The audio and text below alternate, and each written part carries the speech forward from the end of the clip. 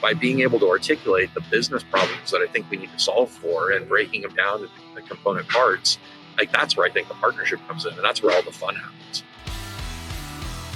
This is the Insurance Technology Podcast, where we bring interesting people from across the insurance ecosystem to discuss and debate technology's impact on the industry.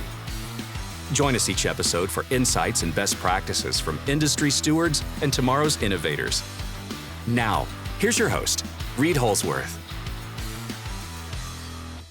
Welcome to the Insurance Technology Podcast. I'm your host, Reid Holsworth. In this episode, I'm going to be interviewing Bill Devine from Travelers. His title is massively long, and like I said in this interview, I'm not going to repeat it. But Bill has been at Travelers for quite some time. He knows everybody in the industry. I've known Bill for quite a while. He's just an awesome individual. I recently spoke with him on stage, and it was just a fun time. Bill's a great dude. Stay tuned, because in this episode, we're going to really get into how Bill fell into insurance. Like everyone else, he fell into it. It's a pretty awesome story, so stay tuned. It's going to be great. Joining me here today in beautiful, sunny Savannah, Georgia, is the man himself, Bill Devine from Travelers. Welcome, Bill. Thank you, Reid. Thanks for having me today. I'm really excited to have Bill on this podcast, and I wish we should have done this sooner. Bill, you've been in this industry for quite some time, and you do a lot of really cool shit at Travelers. And I will say, we just had our annual meeting at Ivan's, and we look at who are our top customers. Who are the customers that have really been really good to us and done good things for the industry, and Travelers is top of that list. Oh, I appreciate it. And so, yeah, great team. You guys do a really great job. You offer a great product. I mean, Travelers is no joke. And you're a badass dude. So I don't know about that part, but I will take all the compliments on behalf of Travelers. So thank you. So let's get into it a little bit. Let's let people learn who is Bill Devine. So where did you grow up, Bill? So similar to you, Reid, I grew up in Southern California. So I grew up right outside of Long Beach, California, right near the beach, and lived there all the way until I came to work for Travelers 17 years ago, which I still don't know why I don't still live on the beach in Long Beach, California, and live in Hartford, Connecticut instead. But, hey, man, I live in Milwaukee, Wisconsin. We were joking about that last night. We both, life choices, right? That's right. But I love Milwaukee. Yeah. No, we grew up surfing the same spots. It sounded like. So we did. It's pretty amazing. Small world. It really is. It really is. So how'd you get into insurance? Like, tell us about that. So just like everybody else, totally by accident. I had went to undergrad, got my degree in creative writing, like everybody does, right? Yeah. And just being in Southern California, nobody bought my screenplay, so I needed to get a real job. Ended up in law school, and the law school that I was going to was literally across the street, like shared a parking lot with an insurance company, AAA in Southern California. Oh, okay, yeah. And their claim coverage department was actually hiring a law clerk my first year of law school, and it paid $20 an hour back before the year 2000, which I could work whatever hours I wanted. That's awesome. And I didn't need to move my car. That was the big, believe it or not, I got into insurance because I was able to park in the lot that I already paid for as part of school and walk to the job. And that's how I got into insurance. That's how you fell into insurance. Over 25 years Saving money on now. parking. Saving money on parking. It was very convenient. That's awesome. So tell us about that. Like AAA, what'd you do? So great job. I started at did you become are you an actual attorney then? Did you finish law school? I'm an actual attorney. You're an attorney? I didn't know that. Like, full disclosure, I have to say I've been disbarred. Okay. So I was an attorney in California, passed the bar, did all of that.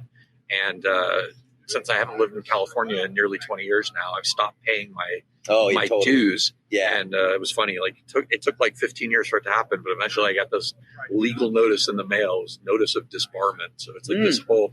So yeah, apparently after 15 years of not paying your bar dues, they come after you.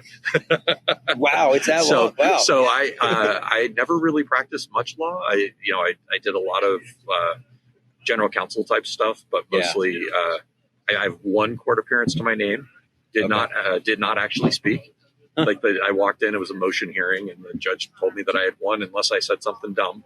So as a smart first year lawyer, I just sat there and smiled and let the other attorney try to beat me, and did not. So my only court appearance, all I was able to do was state my name for the record, and that's it. So but you never lost in court, though? I've never lost in court, but I would not recommend me to represent anybody. How's that?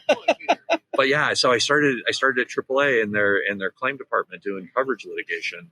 Okay. And all of that, the really ugly, and you don't really realize this when anybody in the industry gets this concept, but when you first start, you learn everything by taking on some of the worst stuff, not the easiest stuff. Yeah. So as a claim coverage attorney, as a baby claim lawyer, I got all the biggest loser cases. Oh, totally. Right. So like if our insured was 3 times the legal limit and, drunkenly drove through a trailer park and took out 7 units, which is actually the first case I handled. No way. Like they don't give that to the experienced lawyer because you can't win that.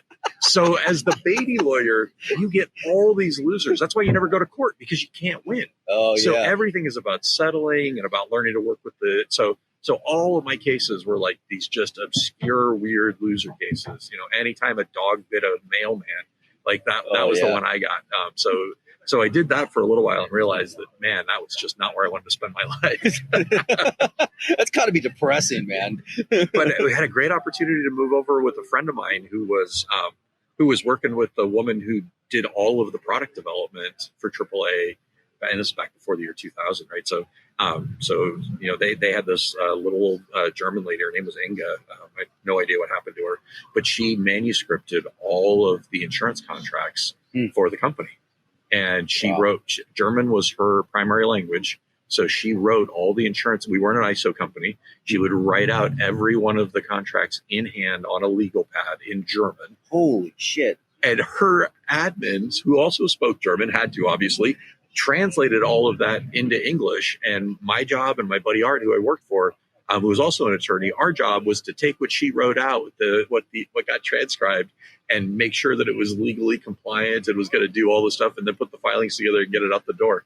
Wow. So I somehow backdoored into product development. Huh. And at that time, AAA hired one of the first progressive product managers. Those guys, all those cowboys that were that first generation of progressive guys. Mm-hmm. And one of them, Ron Lovett, left Progressive. He was the guy that started motorcycle insurance for them. Oh, wow. Or one of the early guys that moved motorcycle insurance. And he left to come to AAA and run product management. Somehow he decided that the guys that wrote the policy contracts were going to be part of product management. So I ended up there. But it was a weird, like, if I had to move my car, I would have never gotten into insurance. So what happened after AAA? How'd you get to Travelers? So it was really fun. I was having fun at AAA, and we were building out product management, and we were going to take on the world. And then I realized I was at a mutual company. It doesn't necessarily take on the world. They just kind of play an important role in the world. They don't really. It's not about winning. It's about not losing. It's just it's a different mentality at a lot of. And then AAA decided they didn't want to be product management anymore and went back to a hardcore underwriting discipline. And so all of a sudden there was about a dozen of us all in our late 20s, early 30s, realizing that we all got trained to be product managers in a company that isn't a product management company. So we all had to find other things to do and ended up all over the place. People at Kemper and Allstate. We all scattered to the wind, but it was a great group of people that I missed even to this day, just working with. But what Travelers at that point was starting up their product management group and was scouring the countryside for people who had product management experience. And in the early 2000s, there just wasn't that many of us that had done kind of that general manager, multiple disciplinary, but very quant-based type approach to management. And Travelers was hiring them by the bushel. So a whole bunch of us all came in at the same time. It was a great, fun time. So is that when you moved? I moved, yeah. Yeah, so you moved for the JOB. I moved for you moved for the umbrella. I moved for the umbrella. I also moved, and you can relate to this, Reid, because the housing market had gotten absolutely insane. Oh, yeah. In California. Yeah. There was a momentary arbitrage that only became real by leaving the state of California. Not that I don't love Travelers, but that was getting a reload package to go to Connecticut, cashing out on a 4-bedroom house in Fountain Valley, right on the line with Huntington Beach, was Oh yeah, was too good of a deal to pass up. That's awesome, man. So again, everything happens in a roundabout. Good things end up happening in the end, but don't necessarily always start that way. That's awesome, man. So tell us, how did you? So the Travelers journey. Yeah, so 17 years plus at the Travelers. I always joke, all but 6 months of it, I've worked in the organization or directly for my current boss, Greg Kozlowski, who today leads business insurance. When I started at Travelers, he led product management and was creating that. Then he went on to lead personal lines, and he's a special person. You're lucky in this life if you get one really great boss. Yeah. And I've had one really great boss that I've worked for I always joke, for most of my adult life at this point. And it's been a great relationship. He's been a mentor. He's been a friend. And I don't know that I could work for anybody else at this point. Yeah, that's awesome. We're sitting down here in Savannah, Georgia. I don't think he has any clue where I am in the world. And having that kind of boss, having that kind of relationship and trust and everything, it makes all the difference. And it's what lets me, quite honestly, no joke, it is what lets me work on all the cool stuff where our paths have crossed over the years, is because I have a trust and a partnership with my boss, and he lets me go jump off the deep end and we go figure it out. And, we get ourselves into all sorts of these interesting conversations and things like that a lot of insurance just doesn't go towards, but it's fun. So tell the audience, what do you do? What's your job? So if you ask my mother, I'm an attorney at Travelers. She can't get her head around any of the rest of it. My wife, my kids, no one can really explain what I do. But it's interesting, and I actually have a whole stump speech on this that I'll do sometimes because it's so fascinating. But if you think about product management insurance, that really developed from the exact same genesis as product managers, product owners in technology. Mm-hmm. And if you go back to like the brand manager, the Procter & Gamble, and it really started in the same spot. And it was this idea that you need a business leader for whatever your go-to-market product is, who understands and can facilitate all the aspects of that product. Greg calls it one throat to choke, right? Yeah. You have to have that one person who is the accountable name on the product that you're taking to market, whether that's the insurance product that you sell with your underwriting rules and your rates and the coverages, or the technology engagement that you have, your self-service website, or how you integrate into IVANs. Those are all products. Yeah. And so I have the distinct honor to be able to lead product for all of Travelers Business Insurance. Yeah. So I've got 250 plus agile teams that make up business insurance. 250 plus teams. So that's 10 people per team, but they're all cross-functional. And I have the privilege of leading all of the product groups. So whether it's the customer experience, the agent experience. So my good friend Bob Jenkins is here, who you guys work a ton with, that does all the agency connections, and so that I get to oversee that, all of my 4 agents and my Travelers web properties, but then also the insurance products. Like we just rolled out we're in the process of rolling out a new auto product right now, and my team did the development of both the actual product itself and the platform that it sits on.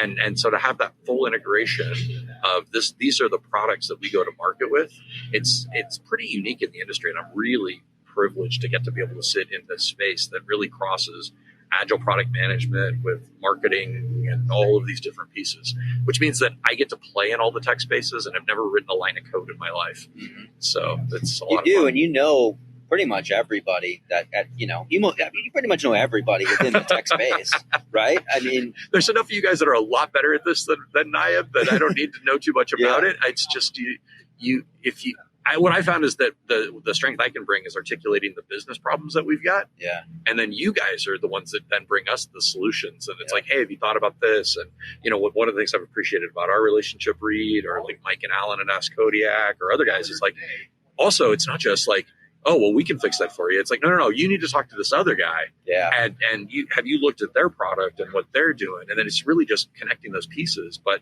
by being able to articulate the business problems that I think we need to solve for and breaking them down into the component parts, like that's where I think the partnership comes in, and that's where all the fun happens. Absolutely. You have to see a lot of stuff that wouldn't work. right? or doesn't work. You probably even experienced doesn't work. Doesn't work yet. There you go. That's a good way to put it. A lot of times what we spend a lot of time with, the woman on my team, Emma Scopino, who leads our innovation group and really spearheads most of the introductions and meetups with all the different insurtechs. She talks about kissing a lot of frogs. And the idea is that we talk to a lot of people, and the first time we talk to them, there isn't necessarily a match. Yeah. But we always file away. It's like, what are those guys doing? Yep. What's the tech that they've brought to the problem? What's the business problem that they're going after? And what we usually find is either the business problem they're trying to solve isn't a real business problem, or they didn't really try to solve a business problem. They've got a cool piece of tech, and they're shopping that piece of tech around. Yeah. And InsurTech 1.0, and you and I talked about this before. I was thinking about 1.0. 1.0 is about disrupting the industry. Mm-hmm. And so you had a whole lot of people who wore it as a badge of honor that they knew nothing about insurance. Yeah, totally. That we're going to build cool tech, and we're going to disrupt this industry. Mm-hmm. And the reality is that this industry while it's ripe for transformation, it's ripe for innovation, it's not necessarily ripe for disruption. It's not like we're running around with big fat margins like a lot of other industries where tech can come in, blow everything up, and just completely redo it. Like this stuff runs on 3 pennies on a dollar of profit margin. That's not a market that you can come in and not understand the nuances of it, blow the lid off, and just put cool tech in and fix it. Yep. Not to say that we couldn't use cool tech. Yeah. But cool tech is in and of itself can't change something that's got such small margins. That's really interesting for the listeners. It's a really big point there. 3 pennies on the dollar. 3 pennies on the dollar when you think about running a business. And that's the target. That way. That's a target, right? And so when people say, carriers move slow and this industry moves slow and whatnot, man, it's 3 pennies on the dollar is the target. You don't want to mess that up. You can't. There's no room for error. We are one of the few industries where the costs of goods sold are not known at the time of the purchase. True. Right? So true. When I sell you an insurance policy on your house, I may make an infinite profit or I may lose my shirt. Yeah, so true. And I will never know that. In the entire time I work at Travelers, I won't know that. We manage lines of business, especially in commercial lines, where the losses come in decades later. We're still talking about asbestos claims. Like you think about asbestos hasn't been legal to use since the 70s or earlier. And we're still handling claims for things like that. So we are selling a product that we will never know the ultimate cost on our side for. And so even inside of that, we're trying to make the thinnest of margins. Now, as an industry, we're big and fat. We've talked about this before too, and how much expense we take on. Some of that is needed because the margins are so small and the losses are so futuristic that you've got to do everything you can to find the best risks. But that's where tech is going to be the differentiator. That's where the change comes in. Absolutely. Where do you see that? Where do you see tech really helping some of this stuff?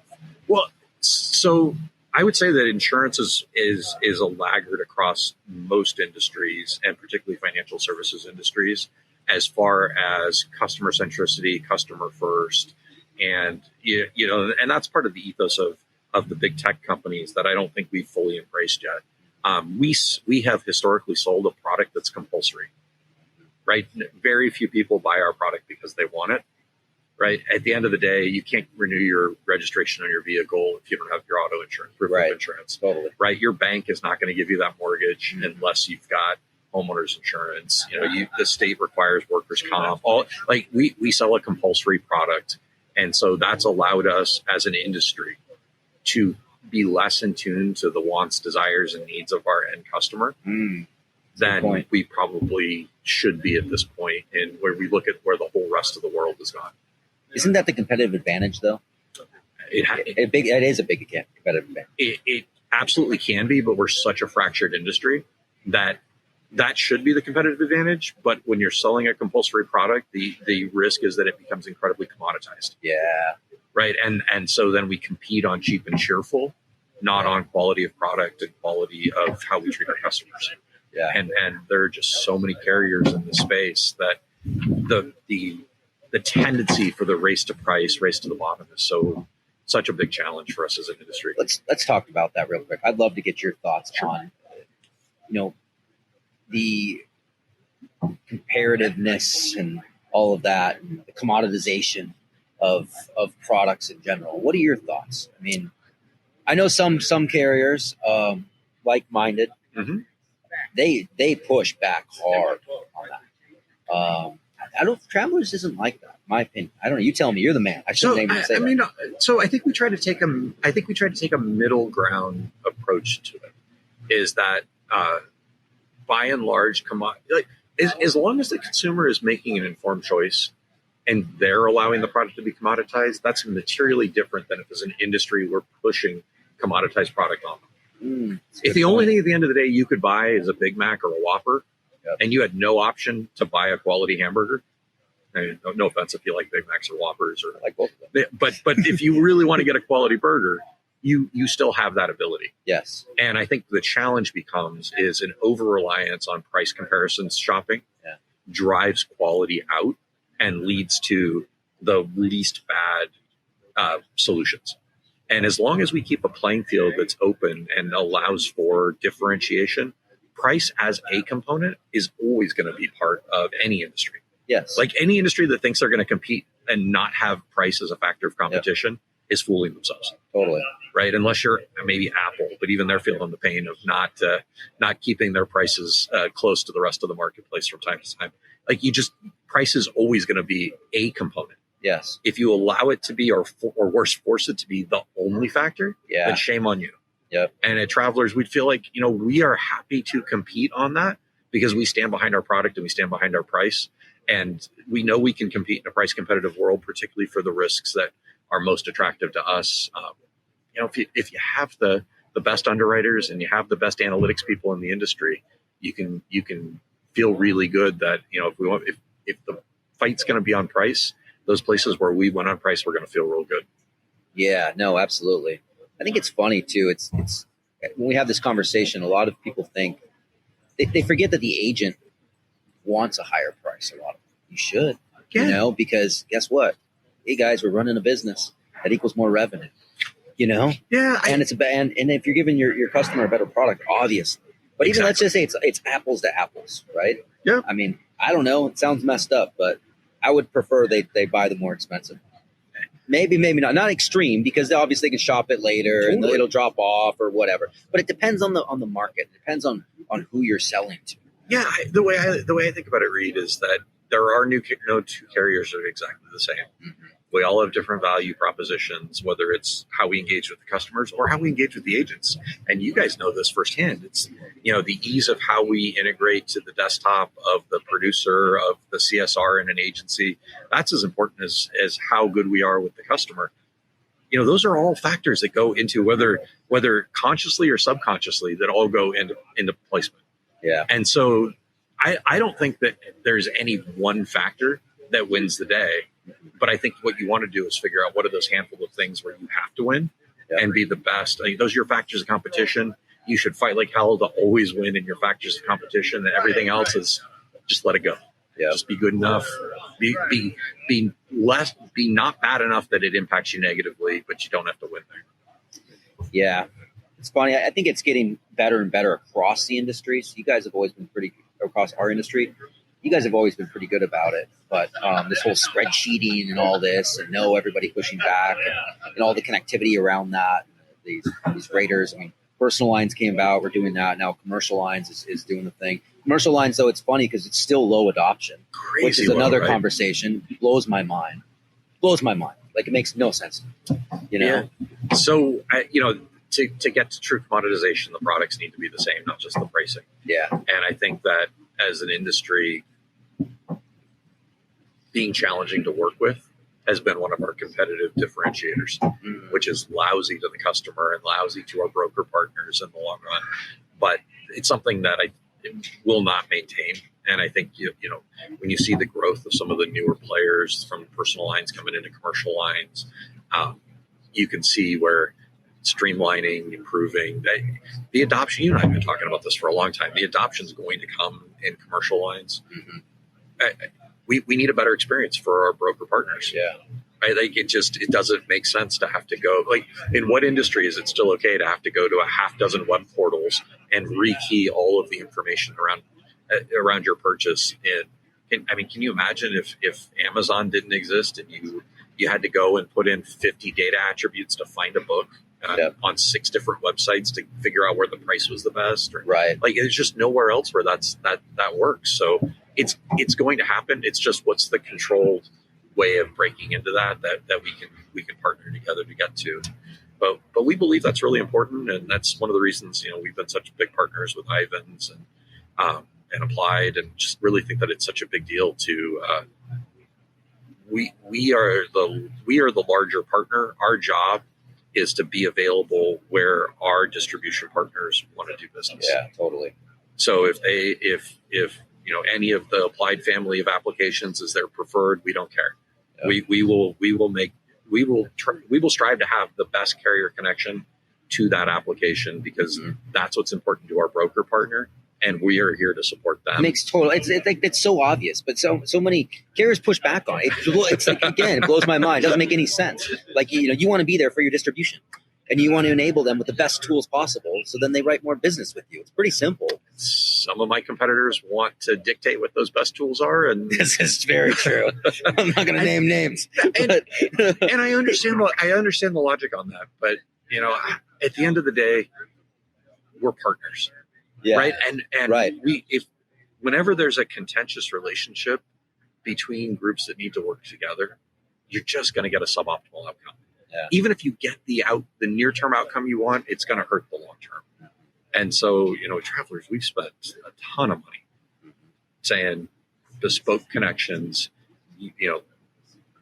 Mr. Producer, Ms. Producer, tell us how you want to come into us, and we will make that work. Yep. Tell us how quickly you need us to respond. We will make that work. And, we aren't always there, but we are investing a ton of money and saying whatever works best for the agents is where we're going to be. Yeah. And that's where the Insurtech space has become so important to us, is making sure that we are closely tracking who's getting traction, who is becoming, and that's what you and myself, Taylor and I have similar conversations, because you guys are watching it too, to see where is that happening. And totally, we want to make sure that we're on that platform before our partners realize that's a platform they want to be on. Mm-hmm. And that makes it fun. Here's a question for you. A little different question. All right. What do you think? So my theory is that it's a working theory, but I believe it because we're starting to see it. The captives all coming into the IA channel. So we're starting to see and have conversations with the captives, and the captives are starting to come in and move into the IA channel. Does that worry you guys? Would that worry you? What do you think? What are your thoughts on that? So, mixed. I've got the hubris to believe that the independent agent channel has outperformed the captive channel, and honestly, in many ways, the direct channel for years. Yeah. We are we are nearly exclusively an independent agent carrier, and I come to events like where we are here today in Savannah, and I see the strength of the people that are here and things they're doing and things they're willing to invest in. I don't know how a captive agent competes toe to toe with the guys we had dinner with last night. Right? It's just it's not the same experience. The advantage they have is brand. The disadvantage they have is they don't have the stack to compete. Like, they don't have the panel. True. They don't have the if you've come in every day for 30 years and sold Coca-Cola to somebody, no matter what drink they came in asking for, are you really the person that's going to help really manage a complex risk for someone? And don't get me wrong, we've helped a number of captive agents transition to become independent agents over the years, and some of our best partners had started their career as captives. But if you're somebody who grew up as a captive and sold one insurance to every customer, no matter what it's how do you come in and compete with these guys that have had dozens of appointments for years and have really helped to build bespoke packages of protection for their customers? It's just not the same thing. Well, we're seeing the carriers coming in, offering their products that will be offering their products into the IA channel. So your competitors, if you will, and they're still competitors, I guess, in the grand scheme of things. It's just different. But like now they're going to be on the desktop of the IA, I don't know. Not worried. Yeah. Not I worried. wouldn't think so. Competition is never a bad thing. Right. It's how you react to it. Yeah. They don't bring any unfair advantage into the conversation. So, like, we'll deal with that just like we've dealt with every other challenge that's come in. Yeah. I could see it long term. Just everything's IA. Like, why be captive? There's got to be a tough world. I don't begin to understand the economics under that one. Yeah. But, we see what a challenge it is for our independent agent partners to be successful. Yeah. I can't imagine if you purposely limited the amount of products you could put on the shelf. Yeah. Right. Well, hey, we're at time. This is really good, Bill. I appreciate you. This is awesome. One last question. Yeah. What's your favorite drink? Oh, I would say I usually go for an old fashioned. An old fashioned? Yeah. Yeah. Like a traditional old fashioned. Milwaukee, we have like the Wisconsin old fashioned. They're very different. Oh, yeah. I don't think I've had that. They put like Sprite in it and muddle cherries, and it's like a completely different drink. That sounds like something I would have had in college. Well, that's awesome. Well, thanks again, Bill. You got it. Really man. Good, man. All right. Bill Devine, folks. What an awesome individual. It's really interesting stuff. I love the story about how he fell into insurance. I love everybody's story on that, but it's just kind of funny. Free parking gets you into insurance, right?